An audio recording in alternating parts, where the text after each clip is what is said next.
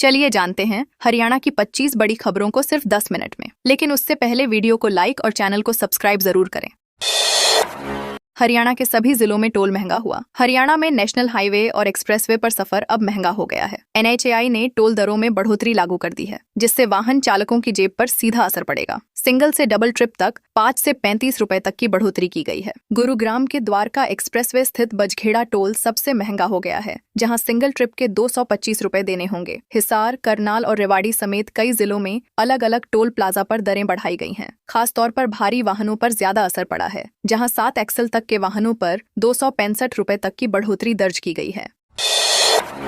गुरुग्राम में video viral होने पर टैक्सी ड्राइवर पर FIR। गुरुग्राम के द्वारका एक्सप्रेसवे पर रोड रेज की घटना का वीडियो वायरल होने के बाद पुलिस हरकत में आई है। यह मामला दिल्ली सीमा में होने के कारण दिल्ली पुलिस ने टैक्सी ड्राइवर के खिलाफ FIR दर्ज की है। वीडियो में चालक नशे की हालत में गलत साइड से वाहन चलाते हुए टक्कर का खतरा पैदा करता नजर आया। घटना 28 मार्च की सुबह करीब 3:50 की बताई जा रही है। पुलिस ने टैक्सी के नंबर के आधार पर चालक की पहचान कर ली है और उसे ट्रेस भी कर लिया है। हालांकि पीड़ित की से शिकायत नहीं दी गई थी, लेकिन पुलिस ने स्वतः संज्ञान लेकर कार्रवाई शुरू कर दी है।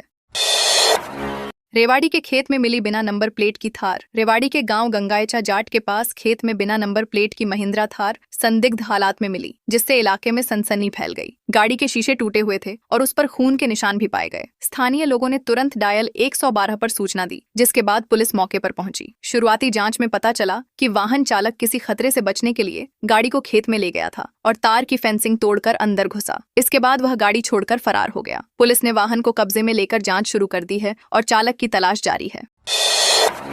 बेटे ने मां पर फोन चोरी करने की FIR कराई। हरियाणा के पलवल में एक अनोखा मामला सामने आया है, जहां बेटे ने अपनी ही मां के खिलाफ फोन चोरी की FIR दर्ज कराई है। 12वीं का छात्र परीक्षा देने स्कूल गया था। इसी दौरान उसकी मां स्कूटी की डिग्गी से मोबाइल निकाल कर ले गई। यह पूरी घटना स्कूल के बाहर लगे CCTV कैमरे में कैद हो गई। पुलिस ने शिकायत के आधार पर महिला के खिलाफ मामला दर्ज कर लिया है। बताया जा रहा है कि परिवार में लंबे समय से विवाद चल रहा है। छात्र अपने दादा के साथ रहता है, जबकि पिता सामुदायिक स्वास्थ्य केंद्र में वरिष्ठ मेडिकल अधिकारी हैं। पुलिस मामले की जांच कर रही है।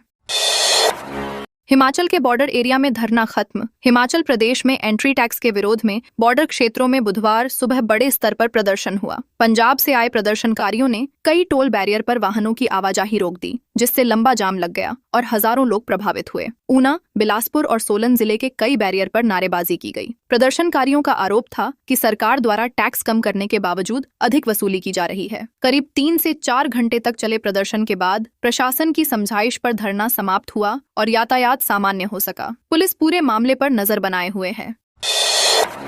बिजली कर्मी को पिस्टल दिखा गलियों में दौड़ाया। फतेहाबाद में एक युवक द्वारा बिजली कर्मी को पिस्टल दिखाकर दौड़ाने का मामला सामने आया है, जिसका वीडियो भी वायरल हुआ है। आरोपी ने बिजली बिल न भरने पर कनेक्शन काटे जाने से नाराज होकर यह हरकत की। पीड़ित जान बचाने के लिए एक घर में छिपा, लेकिन आरोपी ने उसे बाहर खींचकर मारपीट की। इस दौरान आसपास के लोग डर के कारण अपने घरों में छिप गए। घटना के बाद बिजली कर्मचारी यूनियन ने पुलिस में शिकायत दर्ज कराई है। पुलिस ने मामला दर्ज कर जांच शुरू कर दी है और आरोपी की तलाश की जा रही है। नूंह में महिला से रेप धर्म परिवर्तन कराने का आरोप। नूंह जिले में एक महिला ने युवक पर दुष्कर्म, जबरन धर्म परिवर्तन और ब्लैकमेलिंग के गंभीर आरोप लगाए हैं। महिला का कहना है कि आरोपी ने फेसबुक पर खुद को हिंदू बताकर उससे दोस्ती की और बाद में नूंह लाकर उसके साथ दुष्कर्म किया। आरोपी ने शादी का झांसा देकर संबंध बनाए और बाद में धर्म बदलने और गौ मांस खाने का दबाव बनाया। पीड़िता पश्चिम बंगाल की रहने वाली है और दिल्ली में काम करती थी। पुलिस ने मामला दर्ज कर जांच शुरू कर दी है और आरोपी की तलाश जारी है। जज्जर में नवजात तस्करी गिरोह का पर्दाफाश। जज्जर पुलिस ने नवजात बच्चों की तस्करी करने वाले बड़े गिरोह का खुलासा करते हुए एक महिला समेत 3 आरोपियों को गिरफ्तार किया है। पुलिस ने उनके कब्जे से 3 दिन का नवजात बच्चा सुरक्षित बरामद किया है। जांच में सामने आया कि यह गिरोह कई राज्यों में सक्रिय था और नवजात बच्चों की खरीद फरोख्त करता था। आरोपी बच्चे को पंजाब के फरीदकोट से करीब 2.25 लाख रुपए में खरीदकर दिल्ली में 9.25 लाख में बेचने की योजना बना रहे थे। मुख्य सरगना अभी फरार है, जिसकी तलाश में पुलिस की टीमें लगातार छापेमारी कर रही हैं। फरीदाबाद में शुरू हुई गेहूं की सरकारी खरीद। फरीदाबाद में 1 अप्रैल से गेहूं की सरकारी खरीद शुरू हो गई है, जिससे मंडियों में किसानों की आवाजाही बढ़ गई है। राज्य मंत्री राजेश नागर ने तिगाम अनाज मंडी का दौरा कर व्यवस्थाओं का जायजा लिया और अधिकारियों को जरूरी निर्देश दिए। उन्होंने सुनिश्चित करने को कहा कि किसानों को तौल, भंडारण और भुगतान में किसी प्रकार की परेशानी न हो। प्रशासन ने मंडियों में सुविधाएं बेहतर करने के दावे किए हैं। किसानों को समय पर भुगतान और पारदर्शी प्रक्रिया सुनिश्चित करने के लिए विशेष निगरानी भी रखी जा रही है, ताकि खरीद प्रक्रिया सुचारू रूप से चल सके।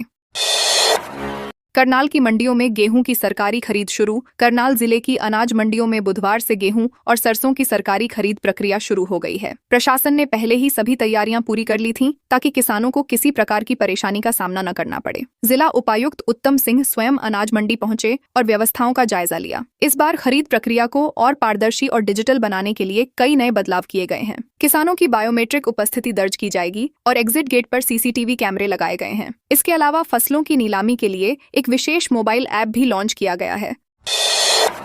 हांसी में बेसहारा गोवंश बचाने के चक्कर में पलटी कार। हांसी में बुधवार सुबह एक बड़ा सड़क हादसा उस वक्त हुआ जब एक कार चालक ने अचानक सड़क पर आए बेसहारा गोवंश को बचाने की कोशिश की। इस दौरान कार अनियंत्रित होकर पलट गई, जिसमें एक ही परिवार के 6 लोग घायल हो गए। हादसा सैनीपुरा फ्लाईओवर के पास सुबह करीब 7 बजे हुआ। घायल परिवार हिसार एक धार्मिक कार्यक्रम में शामिल होने जा रहा था। टक्कर से बचने के प्रयास में ड्राइवर नियंत्रण खो बैठा और कार पलट गई। मौके पर मौजूद लोगों ने तुरंत राहत कार्य शुरू कर सभी घायलों को बाहर निकाला।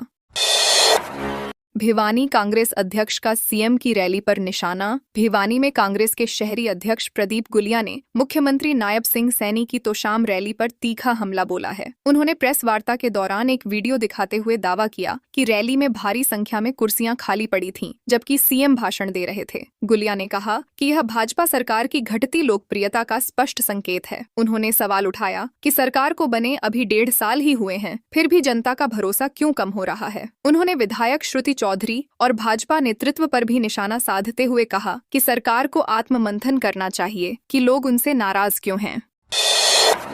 महेंद्रगढ़ में सिंथेटिक एथलेटिक्स ट्रैक का लोकार्पण। महेंद्रगढ़ स्थित हरियाणा केंद्रीय विश्वविद्यालय में आधुनिक सुविधाओं से लैस 400 मीटर का सिंथेटिक एथलेटिक्स ट्रैक तैयार हो गया है। इस ट्रैक का उद्घाटन सांसद अनुराग सिंह ठाकुर और कुलपति टंकेश्वर कुमार ने किया। खेलो इंडिया योजना के तहत बने इस ट्रैक पर करीब 10.65 करोड़ रुपए की लागत आई है। इसमें 8 लेन बनाई गई हैं, जो राष्ट्रीय स्तर की प्रतियोगिताओं के मानकों पर खरा उतरती हैं। इस मौके पर विश्वविद्यालय के कई वरिष्ठ अधिकारी और खेल विभाग के प्रतिनिधि मौजूद रहे। यह ट्रैक क्षेत्र के खिलाड़ियों को बेहतर प्रशिक्षण और राष्ट्रीय स्तर तक पहुंचने का अवसर प्रदान करेगा।